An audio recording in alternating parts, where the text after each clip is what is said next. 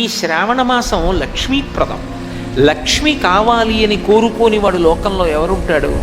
లక్ష్మి అన్న మాటకే అర్థం ఏమిటంటే అందరూ ఆమె యొక్క అనుగ్రహము కొరకు ఎదురు చూస్తారు. అమ్మవారికి యశస్విని అని ఒక పేరు లక్ష్మీదేవికి. యశస్విని లలిత కవనివ్వండి, పార్వతి కవనివ్వండి, లక్ష్మి కవనివ్వండి, సరస్వతి కవనివ్వండి, ఆ పేరు ఉంటుంది తప్పకుండా. యశస్విని అంటే కీర్తినిచ్చున్నది అని. కీర్తి మనిషి జీవితంలో సంపాదించి తీరవలసినటువంటి విషయం. అందుకే భూపసభాంతరాళవన పుష్కళవాక్చతురత్వమాజి బాహాపటుశక్తియున్ యశమునందనురక్తియు ప్రకృతి సిద్ధగుణంబులు సజ్జనాళికిన్ అంటాడు భర్తృహరి. మంచి కీర్తితో నేను ఉండాలి అన్నది సద్బుద్ధి కలిగినటువంటి ఎవరికైనా ఆశయంగా ఉంటుంది. అటువంటి కీర్తినివ్వగలిగినది ఎవరు అంటే అమ్మవారు.